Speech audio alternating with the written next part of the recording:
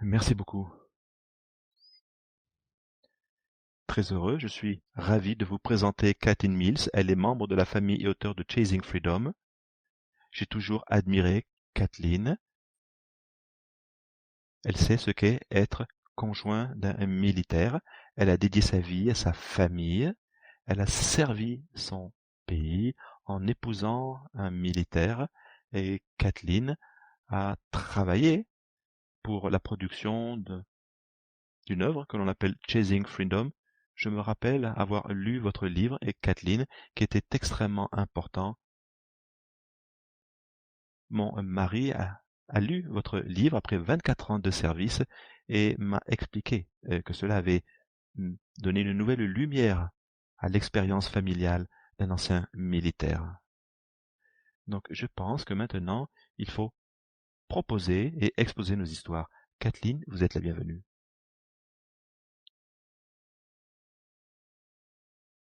Bonjour, est-ce que vous m'entendez s'il vous plaît?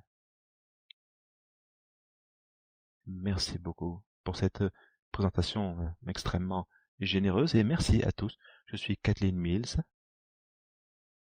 J'ai un ami et son ami est Sarah. Un été, je me rappelle que Sarah s'est rendue dans sa ville natale. Elle s'est arrêtée dans une station-service sur le chemin. Il faut savoir que son mari, lorsqu'il mettait de l'essence, a reconnu des visages familiers. Il a dit bonjour à tout le monde. Et lorsque il a rempli l'essence, Sarah a dit à son mari, je t'ai vu parler à quelqu'un, c'était qui? Et son mari a répondu que c'était un ancien copain du lycée.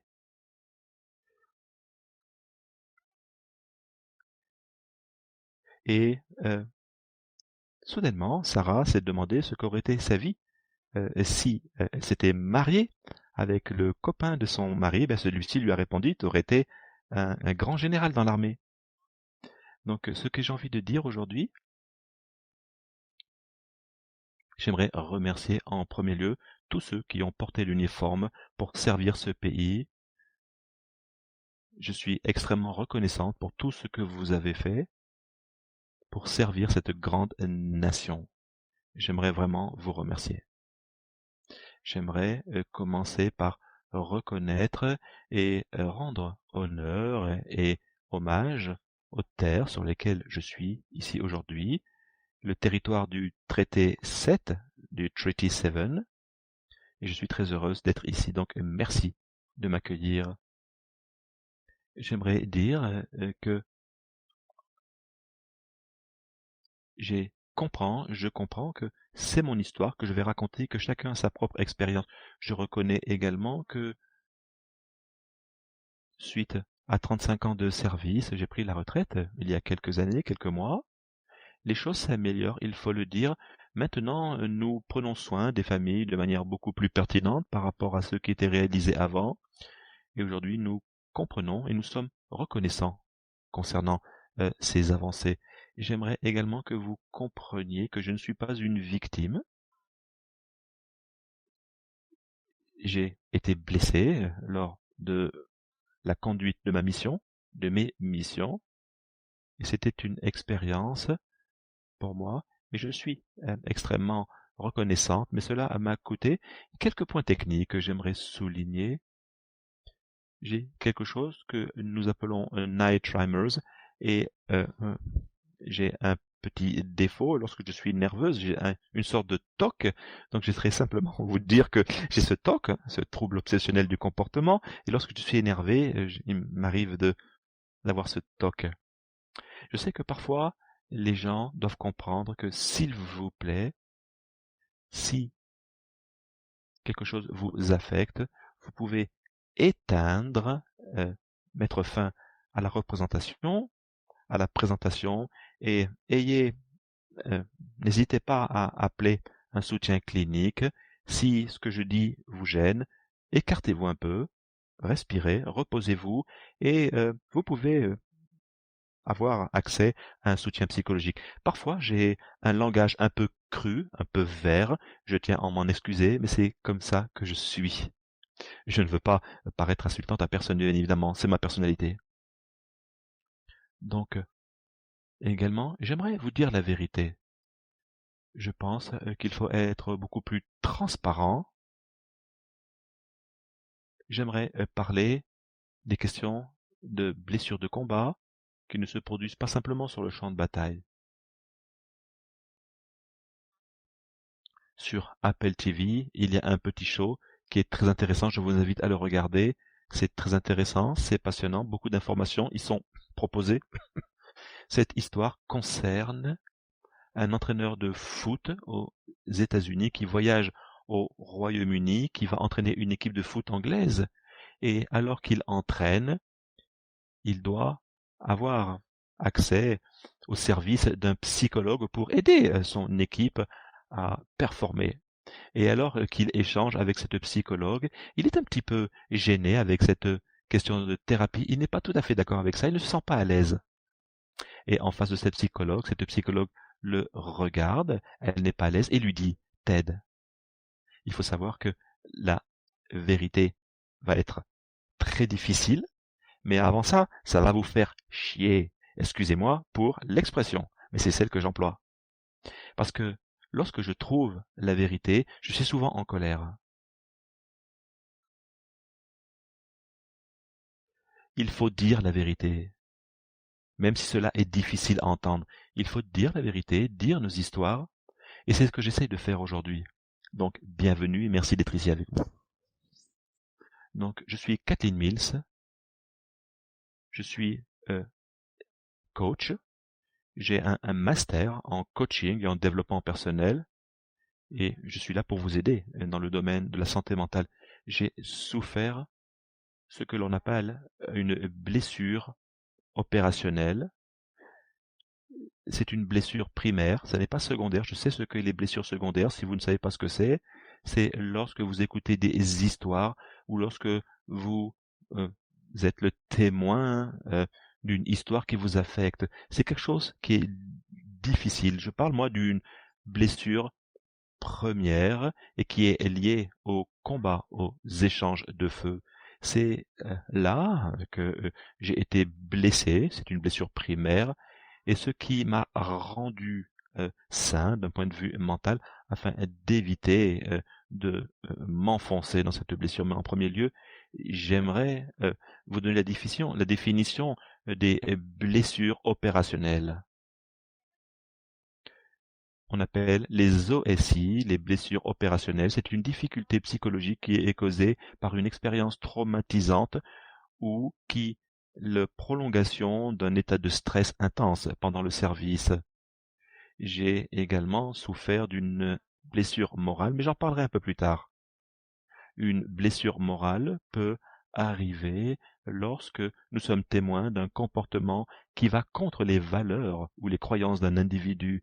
Pour vous expliquer ce que cela veut dire en détail, c'est ainsi que je vous donne la définition. En fait, j'ai découvert que mes blessures, euh, après le fait que mon mari avait passé plusieurs centaines de jours sur des scènes de combat. En fait, cela s'est déclenché lorsque nous avons mis fin au déploiement sur les zones de combat, que j'étais blessé. Je n'étais pas sensibilisé à cela. C'est mon mari qui m'a souligné que ma personnalité changeait. J'étais colérique, j'étais frustré de manière irraisonnable.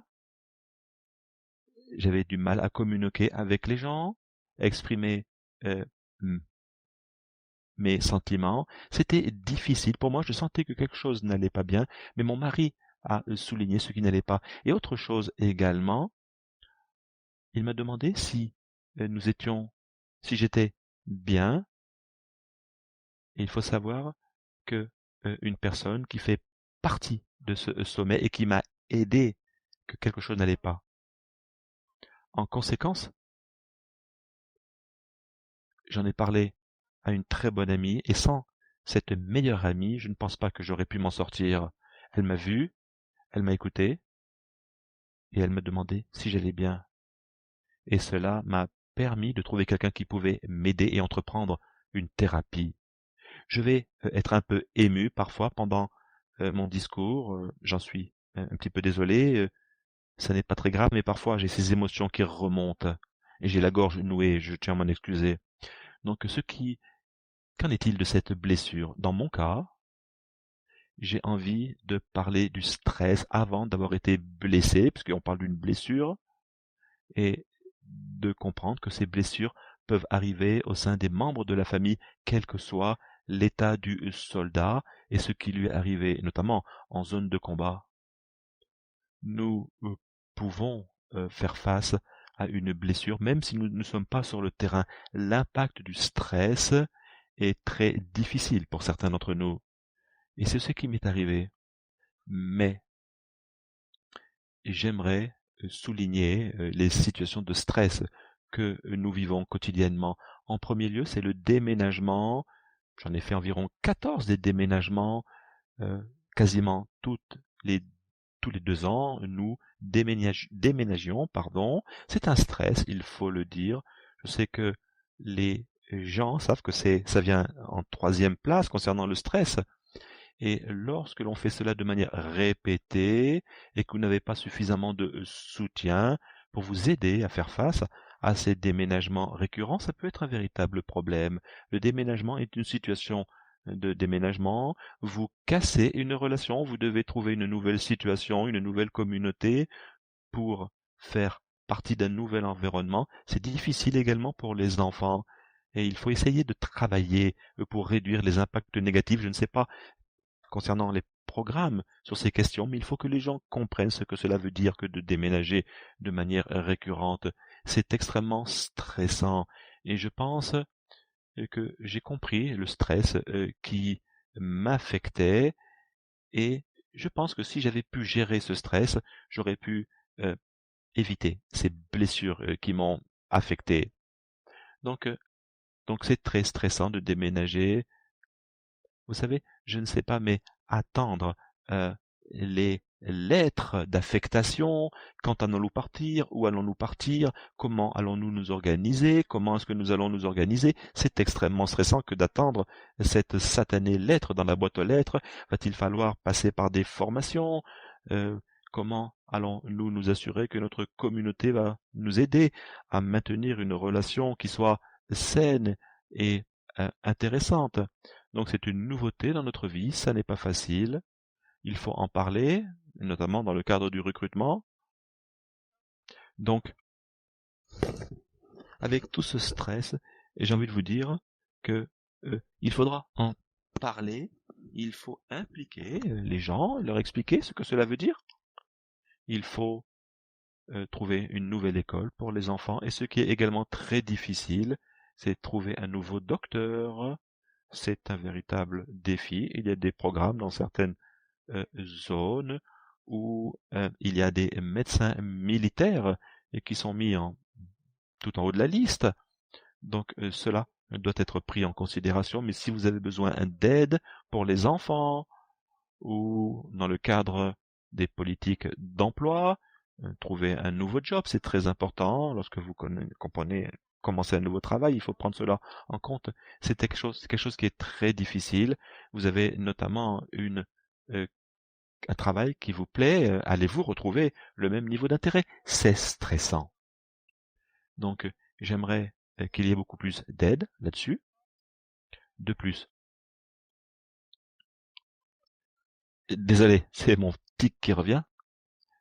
Veuillez m'excuser. Donc, déménagement, c'est très difficile. En plus, il y a des formations.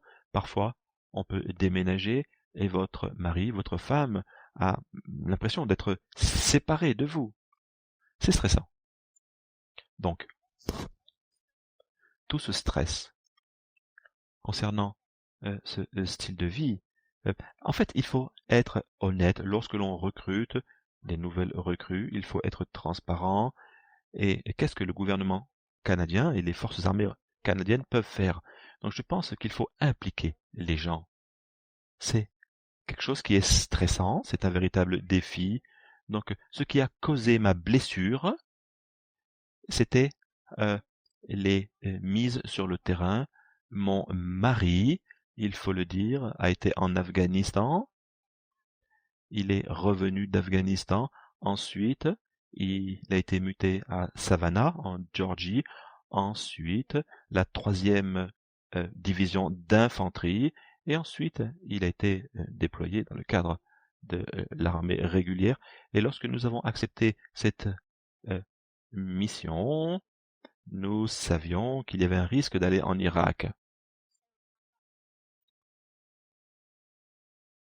On l'a fait dans le passé, je peux encore le faire. Et quand on était à Savannah en Géorgie, mon mari était déployé pendant une rotation de 13 mois, puis il est revenu, pas vraiment pendant une année, mais pourquoi? Parce que les choses étaient un peu compliquées, donc il a dû repartir et il est reparti pendant 6 mois. Vous savez, quand je dis cela, c'était fou. Nous étions tellement éloignés tellement de temps et à ce moment, il y avait beaucoup de stress, un stress extraordinaire. Je n'étais pas préparée à un tel stress. J'étais pas préparée à ce stress, à cet déploiement, à cette durée de déploiement et de mort et de stress et de conflit. Ceci m'a vraiment fait peur. J'ai passé tout mon temps à avoir peur ou en alerte pendant une longue période de temps. Et je pense que j'aurais mieux fait d'aider, de trouver l'appui. Vous savez, bien que l'armée en soi appuie beaucoup les militaires, mais entre-temps, je me disais en tant que Canadienne, j'étais seule, je n'avais pas d'appui, et cela est c'est un problème, hein, le fait d'être Canadienne dans un environnement américain. Je n'ai pas de, c'est moi-même, je me suis mise dans cette situation. J'ai réfléchi comme ça, pas qu'il n'y avait pas d'assistance. C'est que moi, je pensais que j'étais Canadienne dans un environnement américain. Et vous savez, comme vous êtes dans une situation de combat, comment le combat sur le terrain peut paraître à la maison. Et je peux vous donner un exemple de cette situation. Les soldats vous savez, les soldats, quand ils sont loin, beaucoup de choses leur manquent, leurs enfants, leurs amis, leur maison, leur habitude. Et nous, à la maison, il nous manque. On manque le fait qu'ils ne sont pas avec nous, ou même l'appui, parce qu'ils sont pas là, et ils sont pas accessibles quand on a besoin d'eux. Et on ne peut pas s'appeler à n'importe quel moment. Ce n'est plus possible. Nous n'avons pas cette option. Et les soldats sont tout le temps en alerte, 24 heures sur 24, 7 jours sur 7, quand ils sont des zones dangereuses. À la maison, j'étais en alerte 24 heures sur 24, 7 jours sur 7, en essayant que mes enfants soient sains, sécurisés, d'être loin de la télé, de la radio, des journaux, des médias, car ils vont l'impacter, car ils savaient que leur père était dans une zone de guerre. Alors, atténuer tous ces effets. Et encore une fois, on reflète cette zone de guerre. Donc, il est en alerte, je suis en alerte, et je ne me permettais pas de boire d'alcool, je ne me permettais pas de relâcher mon alerte, d'avoir un verre de vin, je ne le faisais même pas. Mais de temps en temps, je ne le faisais pas du tout parce que j'avais peur que quelque chose se passait, que je devais monter dans une voiture, que j'aurais cet alcool dans mon sang. Je ne voulais pas être dans cette situation parce que j'étais en alerte. Je ne me donnais pas cette compassion, ce soin personnel que je devais me donner. Donc, la seule chose que pour relâcher le stress, c'était d'effectuer un exercice physique. C'est ce que je faisais en fait. Je faisais du sport mais je ne faisais pas grand-chose pour la santé mentale. J'avais pas le temps d'y réfléchir. Et les soldats non plus n'y réfléchissent pas. Euh, je faisais de mon possible pour rester en bonne santé. Je sais que beaucoup d'épouses le font. De temps en temps, quand je ne voulais pas prendre de temps d'être malade loin de mes enfants. J'avais pas le temps d'être malade. Donc, je devais être en bonne santé tout le temps. Je devais me protéger tout le temps pour être en bonne santé. Je sais que sur le champ de bataille, ils faisaient la même chose. Donc, en fait, nous relaxons différemment, mais nous restons toujours stressés, si vous me comprenez. La chose la plus difficile qui est reflétée pour moi, c'est la perte de vie. Ces soldats, ils perdent leurs camarades, leurs amis, leurs camarades, et on les met dans des avions l'avion part et nous recevons le corps et puis voilà, nous faisons un mémorial, nous faisons une veille. Donc comme les soldats par exemple également n'ont pas le temps de souffrir, n'ont pas le temps de guérir, mais également de pleurer les pertes. Et en fait, ça fait un peu peur. Je ne l'ai pas fait. Pourquoi? Parce que j'avais peur également de ça, de euh, et je et en fait, ils n'ont pas le droit d'être en deuil, de faire leur deuil. Et c'est un grand problème. Et moi aussi, je ne pouvais pas faire le deuil. Vous savez, nous faisons le deuil de la même perte. Et c'est quelque chose de très difficile. Les gens ne le voient pas, ne le voient pas. Et ça pourrait être même une blessure. C'est aussi un deuil en soi. On fait le deuil d'un bras, d'une jambe. Et vous savez, des pertes, des blessures. Je n'ai jamais vu quelque chose de pareil avec des pertes, avec des deuils pareils. Tout était constant. Vous êtes en alerte, hein. Vous avez peur que quelqu'un soit tué, que quelqu'un soit blessé. J'ai eu même un incident aux États-Unis. Il n'y avait pas d'implication, mais c'était un matin, le matin et le soir, hein. Et pendant le déjeuner et le déjeuner et le dîner. Donc les gens sont généralement, c'est à ce moment où le déjeuner et le dîner, c'est là où l'armée les informe qu'il y a eu une blessure, où il y a je m'en souviens, à Savannah, la boîte, la boîte où on mettait le courrier, la boîte de courrier était à l'extérieur. Une fois, je préparais mon dîner alors que mon mari était en Irak, hein, et il faisait nuit, c'était le dîner, et je vois une voiture noire qui se gare. Et là, j'ai eu peur. J'ai commencé à respirer, je n'arrivais plus à respirer, mon cœur a commencé à battre fort. C'était la femme, c'était la postière qui vient. Je suis tombée par terre, mais je devais me reprendre, de mettre ce dîner sur la table et de servir à manger à mes enfants. Je, euh, alors, alors, quand vous avez ce stress, c'est un stress qui est, vous savez, on porte beaucoup de même stress, hein, sur la bataille, hein, dans le champ de bataille à la maison. Donc, je pense que, bien sûr, du côté maison, nous avons des blessures. Et c'est un exemple d'une opération qui vous stresse. Mais c'est lié à la mission que mon mari faisait. Euh, Atténuer ce type de stress, je ne connais pas les réponses, mais nous devons construire une résilience. Quand nos soldats sont sur le champ de bataille, nous devons nous assurer que leurs familles sont appuyées, sont soutenues au cours de ce moment difficile. Et je ne pense pas que nous faisons le meilleur travail possible.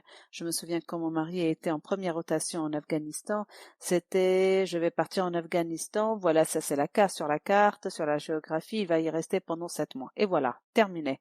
Et je me disais, ok, d'accord, je vais rester seule pendant 7 mois. Et, et ce n'est pas vraiment un bon sentiment. Je pense que nous devons créer une communauté, de rester ensemble, de s'appuyer, de soutenir pour atténuer le stress, hein, et ce type de pression sur les gens et les familles.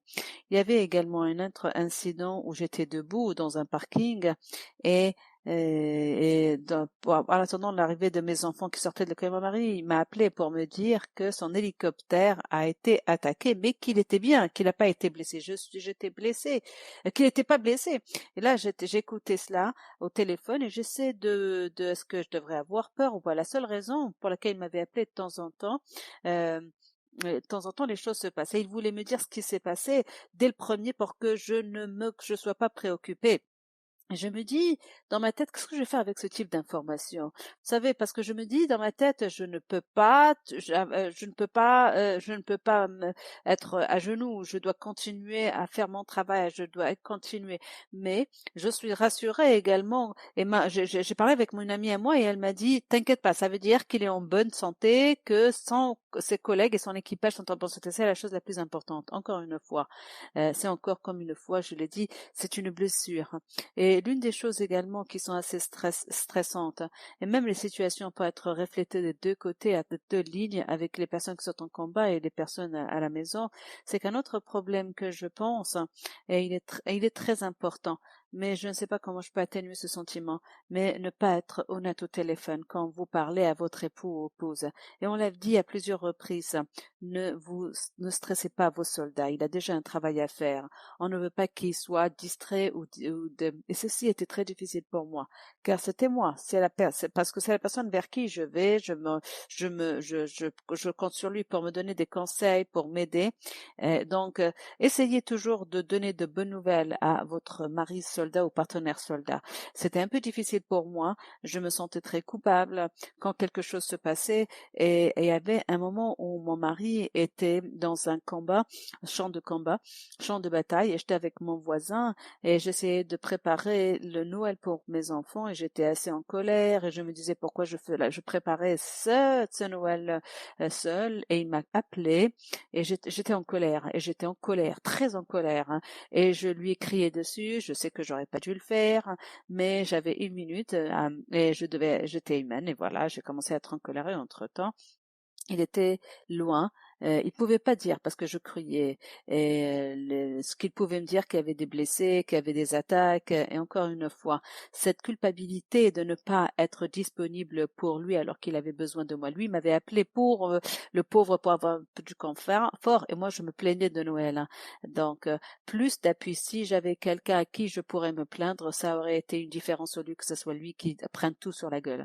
Et j'ai parlé à des amis et des amis ont parlé à mon mari et j'ai dit à mon mari à quel point j'ai dit à mes amis voilà, j'aurais pas dû lui parler de cet homme, peut-être que j'aurais pas dû lui parler comme ça. euh, Mes amis m'ont dit il y a pas de problème, tu es une humaine. euh, Choisissez également vos amis de façon importante parce que les civils ne savent pas répondre ou bien je ne blâme personne, mais choisissez les hommes. Vous avez besoin d'appui et je ne peux jamais trop souligner ça. Nous devons être les meilleurs pour soutenir nos familles. Et le dernier élément sur lequel j'aimerais mentionner dans le combat et dans le stress et la raison pour laquelle je parle de blessure, c'est un problème de la culpabilité mise sur mes enfants. Euh, Ceci a été la partie la plus difficile. Je me sentais coupable constamment de le protéger des gens, de la télé. Et les gens peut-être pourraient faire un commentaire, hein. Je ne veux pas qu'ils soient méchants, mais je pense pas que les gens sont méchants. Mais surtout, vous savez, mon enfant m'a dit un jour si mon père a tué à quelqu'un, est-ce on lui a tiré dessus parce que un enfant lui a dit innocemment. Vous savez, les enfants ne comprennent pas la gravité de ces questions, notamment par rapport à un enfant qui vit cette situation. Donc, on dit à nos enfants que euh, que que euh, que j'aurais été ma réaction maintenant en perspective j'aurais aimé être un peu plus ouvert. Et la chose la plus difficile par rapport à ces 60 minutes avec les enfants, et mes enfants m'ont dit cela après des années, c'est le fait que leur cœur, ils recherchaient toujours vous savez, ils m'ont dit que quand ils ont grandi, que quand le téléphone sonnait, ils avaient toujours peur. Quand le téléphone sonnait et qu'on leur demandait de venir, alors ils avaient toujours peur parce qu'ils pensaient que je venais les chercher parce que leur père était mort ou bien blessé. Et ça s'est passé pendant 4 ans où ils avaient peur en classe parce que et cela m'a vraiment m'a tué parce que je ne pouvais pas protéger mes enfants et ceci était très difficile et encore une fois les raisons pour lesquelles les blessures, ceci faisait partie de cela. Je pensais à vous savez, j'ai pu voir mes enfants qui j'étais engagée pour mon pays, pour la liberté pour tous. Euh, on était engagés et en perspective, j'aurais dû avoir plus d'appui, plus de soutien, même pour mes enfants, d'avoir des personnes on vivait dans la communauté civile, on était sur la base pour beaucoup de choses, mais j'aurais dû avoir ou donner plus d'appui à mes enfants. Ça aurait été quelque chose de très important. En termes de mise, de mettre nos enfants dans cette situation est important, que les enfants puissent avoir l'appui, d'avoir la famille étendue pour qu'elle puisse vous aider de temps en temps. Donc oui, un système de soutien est très important. Je pense que tout ce stress ensemble est la raison pour laquelle que j'ai vécu cette blessure. Et initialement, quand j'ai commencé à me sentir, j'ai contacté, je suis partie, mon Canada m'a mis en contact avec un psychologue. Et le premier psychologue auquel j'avais parlé, il m'avait dit que je pouvais pas une opération, car je n'étais pas dans les opérations. Et je me suis dit, ok, d'accord. Euh, vous savez, parce que pourquoi je travaille à la maison et j'avais besoin. Si vous regardez la définition par rapport à la fatigue, c'est la fatigue, être tout le temps en alerte, avoir ce sentiment de peur, dans l'état d'esprit, aller le faire de façon permanente. Et c'est un sentiment qui est très difficile à gérer. Alors j'ai eu assez la chance, de dernier poste, et d'être en Floride. Mon mari était avec 5 hommes avec le commandement et je suis partie, j'ai demandé de l'aide et ils ont été très gentils. J'ai eu accès au programme de service pour les familles et on m'a donné également, j'ai eu accès à un psychologue. Et cette psychologue m'a beaucoup aidé. C'est la première personne qui m'a comprise. Elle a reconnu que j'avais une blessure psychologique et qu'il était tout à fait normal que je sente par rapport au stress que j'ai enduré. Et ceci m'a gratifié, que quelqu'un a pu comprendre, m'a cru et m'a prise au sérieux. Donc j'ai été contente et je serai toujours reconnaissante pour toute l'assistance qu'elle m'a donnée. C'est là où j'ai été diagnostiquée et c'est là où j'ai commencé à avoir de l'assistance à travers lesquelles, en lui parlant, que j'ai découvert que j'avais des blessures morales. Et j'ai découvert cela en disant que j'avais vraiment pensé de ce sujet, c'est très difficile. J'ai pensé que je parle de Kelly. Qu'est-ce que cela veut dire? Alors, si ça vous convient pas, arrêtez-moi. Si ce sujet ne vous convient pas, je me suis réveillée un matin et je me suis dit, oh mon Dieu, je suis assis devant quelqu'un qui a tué quelqu'un, à travers quelqu'un qui a combattu tout et qui a tué des gens. Et comment ça se fait que quelque chose ne m'a jamais traversé l'esprit? Je me suis dit, c'est bizarre. Je sais pas qu'est-ce que cela veut dire. Et j'avais ce problème dès le début. Et je posais la question à mes questions. J'ai besoin de te parler de cela. Voilà. C'est bizarre. Je ne sais pas. J'ai ce sentiment bizarre. Je suis pas à l'aise. Et il m'a dit, écoute, je faisais mon travail. C'était soit lui ou moi. Je devais tuer cette personne. C'était lui ou moi. Et, et, mais je me suis dit, ok, il est là. Je suis reconnaissante et je serai toujours reconnaissante du fait qu'il est à la maison. Mais j'ai toujours de la compassion dans mon cœur, que les gens qui étaient dans le conflit, qui avaient des parents, de la famille, des frères, des sœurs, et ils sont dans la même situation. Ça veut dire on se bat pour des raisons les uns contre ils croient en leurs objectifs et nous on croyait dans nos objectifs et au fond du cœur le fait que le fait que je vive avec quelqu'un qui le faisait était très difficile. J'ai fait la paix en discutant de cela avec mon thérapeute, avec mes enfants, mon mari, concernant ces poids, concernant le fait d'avoir tué des personnes. Et vous savez, je me suis dit: «Mais comment ça se fait que j'y ai pas pensé auparavant?» Je pense que nous devons y parler. Ceci fait partie du travail, c'est une exigence. Quand vous allez dans les zones de combat, vous devez utiliser votre arme, c'est votre formation. Vous allez tuer une personne, pouvez tuer une personne, peut-être pas. Beaucoup de soldats ne vont pas utiliser cette arme, ne vont pas tuer des vies parce qu'ils n'ont pas eu besoin de le faire. Et c'est aussi une souffrance, c'est pas leur objectif. C'est un mécanisme ou un événement qui se produit qui les pousse à utiliser l'arme. Et c'était plus facile pour moi de comprendre et de l'accepter. Mais ce qui m'a aidé le plus, et j'en suis sûre que beaucoup d'entre vous avaient entendu de cette citation de Emile Burke qui avait dit, permettez-moi juste de le lire, la seule chose qui est nécessaire pour nécessaire pour vivre, c'est de ne rien faire. Mon mari est un bon homme, est un homme gentil. Nous sommes des gens bien, nous voulons faire la différence. Donc j'ai accepté, j'ai fait la paix avec moi-même et avec ceux qui m'entourent, j'ai pardonné et mais je pense que nous devons être ouverts sur les tueries, nous devons en parler de façon transparente, notamment quand on grandit dans l'armée. Quand vous vous inscrivez dans l'armée, posez-vous la même question. Est-ce que vous êtes prêt à être seul tout le temps? Si un combat intervient et qu'il y a des tueries, comment allez-vous vous sentir? C'est quelque chose que vous pouvez être impliqué dedans. Comment allez-vous digérer ces informations? Encore une fois, on ne peut pas changer ce qu'on ne peut pas, ce qu'on ne reconnaît, et on ne peut pas, ce qu'on ne reconnaît pas. Il est important qu'on en parle de façon humaine. Je ne parle pas de la glorification des tueries ou des morts, pas du tout. C'est l'opposé de ce que je suis en train de dire.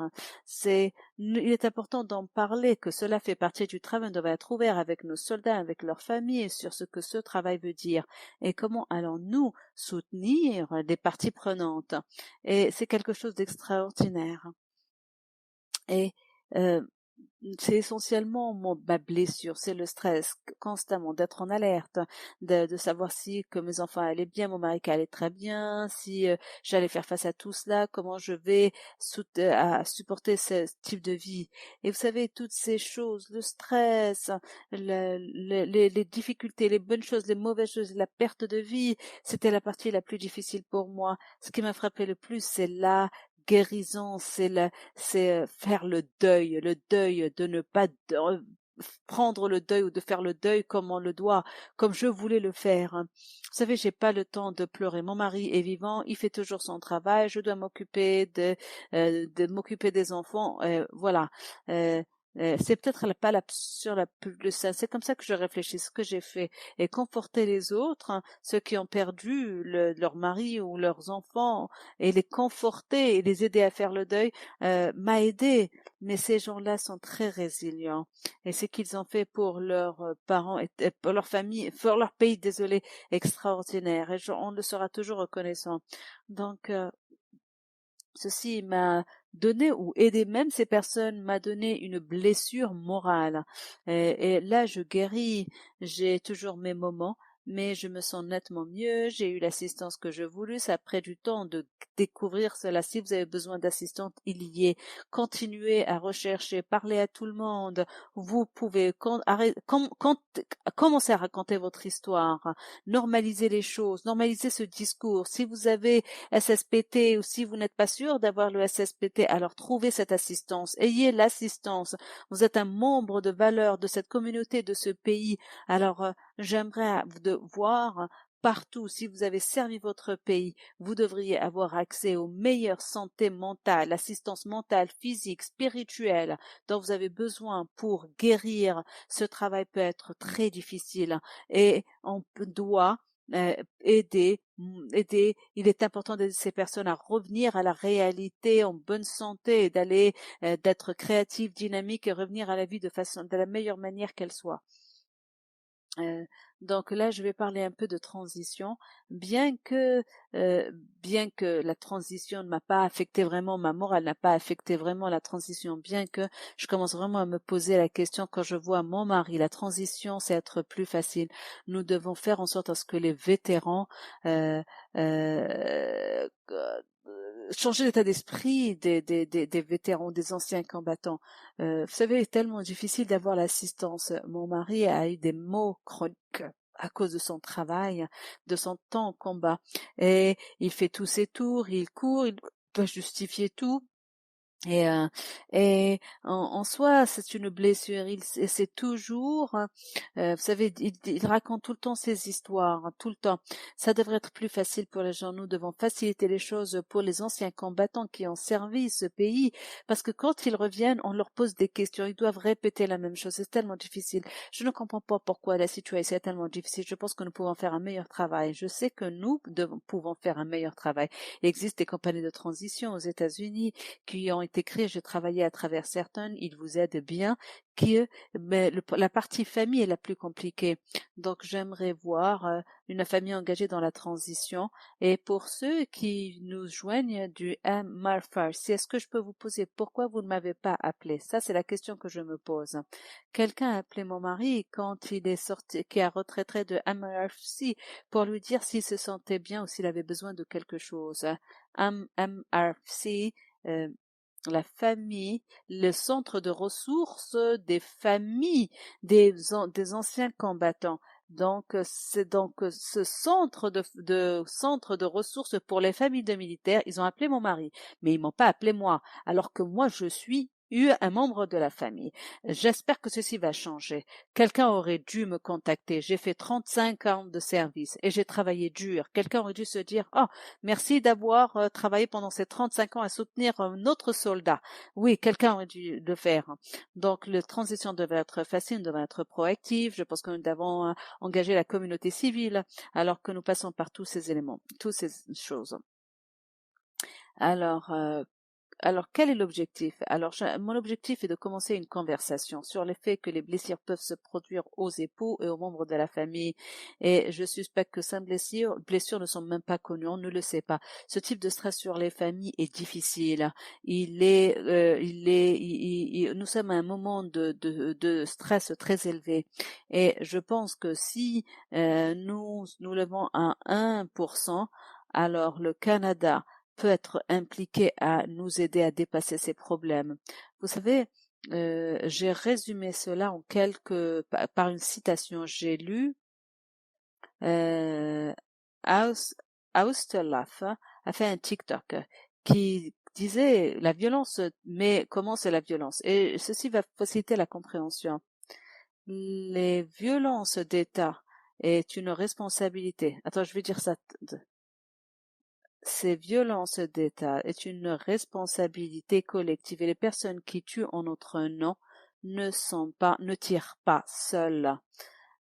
Le Canada, on dit qu'il voulait avoir une armée, nous avons une armée et nous devons soutenir notre armée d'une façon volontaire. Nous devons faciliter les choses d'avoir une assistance spirituelle, physique et morale. Nous avons dédié notre vie, nous devons nous assurer pour que le pays reste comme il est et tout le monde. Je pense qu'on peut se l'offrir. C'est ma petite partie personnelle. Donc le pays doit être impliqué. C'est le pays qui nous a demandé de tirer sur la gâchette, d'appuyer sur la gâchette. Alors j'aimerais dire comment nous guérissons, si quelqu'un pourrait aider quelqu'un. Vous savez, j'ai commencé une thérapie et cette thérapie était extraordinaire. J'ai trouvé quelqu'un qui peut m'écouter et comprendre. Ceci de prendre 2 fois, ça prend du temps. Prenez votre temps, n'arrêtez pas. Il y aura quelqu'un qui pourra vous aider tôt ou tard. De plus, j'ai commencé le yoga et les gens disaient ah, ok yoga ok le yoga réduit le traumatisme du corps et le corps crée le traumatisme donc je suis partie dans le meilleur studio de yoga à Tampa en Floride avec la meilleure enseignante possible. Elle était géniale, et elle vous appelle pour faire ce que vous devez faire. Elle vous fait présent sur le moment quand vous êtes pour que vous puissiez relâcher toute la toxicité, les choses qui existent en vous. Et ce qui se passe, qu'est-ce que vous faites? Vous commencez à pleurer. Je faisais ma cours de yoga et je pleurais. Je n'arrivais pas d'arrêter de pleurer. Ce sont des larmes qui coulaient. Et ma prof elle m'a dit, est-ce que ça va bien? J'ai dit oui. Et elle a dit, ok. Vous savez, les larmes sont normales, hein, donc vous continuez à pleurer. Donc j'étais entourée par une communauté qui se sentait de la même manière, hein, qui essayait de faire que leur vie et leur santé soient bien. Le yoga est une pratique tellement bien pour la santé mentale et pour la méditation. Je fais de la méditation, du yoga, je recherche toujours de la thérapie à tout moment, mais ce sont des choses qui m'ont beaucoup aidé à atténuer et à lâcher prise. Alors, ce sont des petites choses qui m'ont aidé. J'enseigne également du yoga. Maintenant, je pratique yoga, je fais des retraites par le yoga pour les personnes qui ont souffert de traumatisme. J'ai appris à le faire et je peux rendre à la communauté ce qu'elle m'a offert. En tant qu'armée, en tant que militaire, en tant qu'armée canadienne, nous avons besoin d'appui, de soutien. Nous devons nous occuper des uns des autres, car je pense que ceci commence dès le début. Nous avons le recrutement. Soyons honnêtes. Est-ce que vous savez où vous mettez les pieds? Est-ce que vous savez ce que cela implique? Est-ce que vous êtes marié? Est-ce que vous avez des enfants? Est-ce que vous avez une famille par extension? Comment ils s'entourent? Est-ce qu'ils vous appuient? Est-ce que vous avez besoin de soutien? Et est-ce que vous avez pensé, et quand vous voyez tout ce qui est impliqué, est-ce que vous pensez que vous avez besoin de soutien? Essayez de trouver ce système de soutien au cours de notre moment de service pour les familles, pour les membres et leurs familles, les membres des soldats. Nous devons revoir également l'assistance qui est donnée aux soldats après le déploiement. Et très brièvement, je vais parler de cela. Peut-être que je ne l'ai pas mentionné. L'autre chose également qui a attiré mon attention est que mon mari est revenu pendant 6 mois de combat et, et, on est rentré au Canada 1 mois plus tard. Ce n'est pas bien. On devrait avoir l'opportunité de rester avec qui en combat. On doit s'asseoir, avoir des conversations sur les moments que nous avons difficiles par lesquels nous sommes passés. De temps en temps, quand vous êtes entouré des membres au Canada, vous pouvez pas le sentir. Ce sont des choses qui sont importantes. Vous savez, le gouvernement a décidé après 1 mois, de redéployer mon mari sans voir ce dont nous avons besoin. On a fait ce qu'il voulait, mais on avait besoin d'appui. J'avais besoin de soutien. Les enfants avaient besoin de soutien. Nous sommes revenus au Canada en choc total. Après 4 ans, en étant à Savannah, en Georgie, et c'est une autre chose que nous devons revoir. Quand les gens reviennent des champs de bataille, alors laissez-les se reposer, laissez-les avec le groupe pour qu'ils puissent avoir des conversations et raconter leurs blagues et honorer leurs pertes. Nous devons avoir cette conversation. Nous devons voir et s'occuper de ce qui vient après.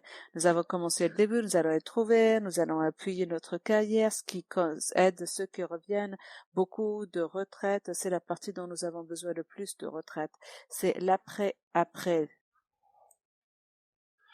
Il faut donc savoir, lorsque vous devez faire face à une véritable tragédie, vous avez besoin parfois de plus d'une année pour y faire face. Cela revient et est ressassé dans votre mémoire, cela revient dans votre tête, cela vous poursuit jour et nuit. Je pense qu'il faut avoir un véritable soutien pour l'après et pour l'après de l'après lorsque la blessure apparaît. Je pense qu'il faut prendre cela en considération. Je suis extrêmement reconnaissant d'être ici et de pouvoir échanger avec vous. Ça m'a pris du temps de pouvoir en parler, d'être ouvert à ce que j'avais connu. Très heureux, très heureuse d'avoir pu échanger avec vous. Nous avons besoin de connaître votre expérience. Nous avons besoin de comprendre ce qui vous est arrivé. Je veux le bien pour les gens que j'essaye d'aider. Donc, il faut bien évidemment de l'aide. Et ainsi, il faut impliquer la communauté militaire et civile. J'ai l'impression, selon moi, que les civils ne se rendent pas compte de ce qui nous est arrivé. Ils ne savent pas ce que nous faisons. Il faut donc impliquer la communauté. D'ailleurs, les civils veulent, d'une manière générale, soutenir la communauté militaire. Nous aimons notre armée. Il y a beaucoup d'organisations il y a beaucoup d'institutions qui seraient heureuses d'aider comme elles peuvent. Je pense qu'il faudrait impliquer la communauté civile, les civils, de pouvoir nous aider, et également que l'armée soit réceptive, être disponible, accessible, ouvert, et ainsi éviter que les gens abandonnent, que les gens cessent le combat parce qu'ils sont trop fatigués. Nous devons montrer à nos anciens combattants, à nos militaires, à nos boys, que nous voulons les aider, leur proposer une aide pertinente et utile. C'est quelque chose qui est très important. Il faut que nos forces armées soient en bonne santé. Il faut que il y ait une véritable émulation et il faut que nous prenions soin de l'actif principal des forces armées, c'est-à-dire les ressources humaines. Nous avons besoin de prendre soin de ces ressources humaines. Certes, ces blessures peuvent toucher, affecter des familles. Ainsi, les gens doivent pouvoir demander de l'aide. Les gens s'en sortent. Il y a une communauté civile, des organisations civiles et qui ont de nouvelles informations. On peut y avoir accès, nous pouvons les impliquer, partager l'histoire, une véritable histoire avec elles. Une fois de plus, tout cela commence avec une conversation ouverte et honnête. Racontons nos histoires. Il faut que le pays soit impliqué. Les gens aiment l'armée. Ils soutiendront l'armée. Tous les Canadiens aiment leur armée. Donc je pense qu'il faut impliquer la communauté civile. Et j'aimerais mettre fin à mon propos en vous remerciant pour votre écoute attentive. Je l'ai dit, je suis une personne qui a beaucoup voyagé. Je parcours, c'est un véritable parcours et j'aimerais vous prendre par la main avec moi et que je puisse vous ramener sain et sauf à la maison. Nous sommes tous des voyageurs et je pense que on peut travailler ainsi. Merci, merci beaucoup et merci à tous d'être ici et merci beaucoup à tous les gens qui ont rendu ce sommet possible et qui en ont fait un tel succès. Merci beaucoup pour tout ce que vous faites. Une fois de plus, commençons ces conversations honnêtes. Merci beaucoup. Kathleen, j'aimerais vous remercier du fond de mon cœur. Un grand merci, Kathleen. Il me faudrait des heures et des heures pour vous remercier, mais j'ai envie de commencer en disant que c'était une présentation très importante, une présentation honnête, équilibrée. Merci beaucoup pour votre plaidoyer pour mettre les familles sous la lumière. Un grand merci pour votre aide et pour votre action aujourd'hui. Merci de vos remerciements. Merci, Kaline, merci beaucoup. Énormément d'informations à absorber, à digérer. J'ai adoré l'honnêteté de Kathleen, sa passion. J'ai adoré cet échange avec nous et un des nombreux commentaires dans notre question-réponse. Un grand merci de tout le monde pour partager votre histoire.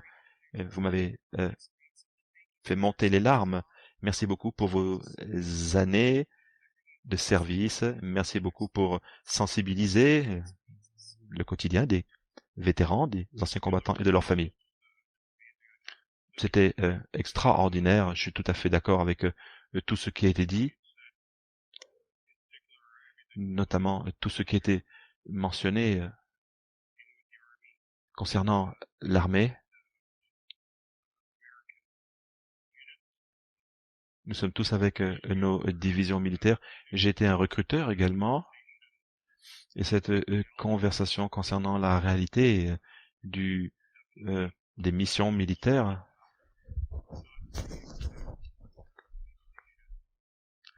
très important. Les forces armées doivent comprendre ce que leur partenaire fait. Donc il faut comprendre exactement ce qu'est l'engagement militaire, que ce soit l'armée de l'air, la marine. Cela représente des journées, des semaines, des mois de travail, notamment dans la marine. Qu'est-ce que c'est qu'être un marin? C'est un engagement de tous les jours. Ou les autres qui sont positionnés dans les bases de soutien, qui ne voyagent pas, mais qui ont absorbé cette culture militaire, notamment au Canada. D'ailleurs, Kathleen a parlé de cela avec énormément d'à-propos. Est-ce que je peux dire une chose? Mon mari, d'ailleurs, se reconnaîtrait dans la description que vous avez faite. Il était basé à un camp militaire. Merci. Merci, j'ai bien noté. Cela est donc très important et correspond tout à fait avec ce que nous avons écouté. Merci beaucoup.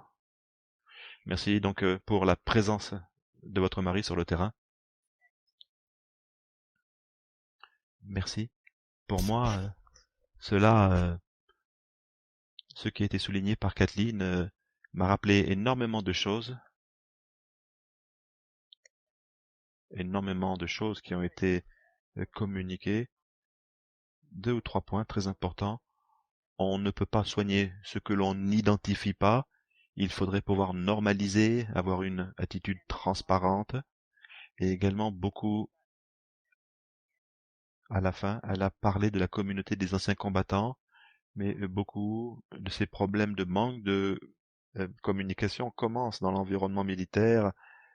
Ils essayent de cacher ces questions tellement difficiles, et cela devrait venir beaucoup plus naturellement. Son honnêteté, son authenticité m'a touché. Je ne pourrai jamais vous remercier suffisamment, Kathleen,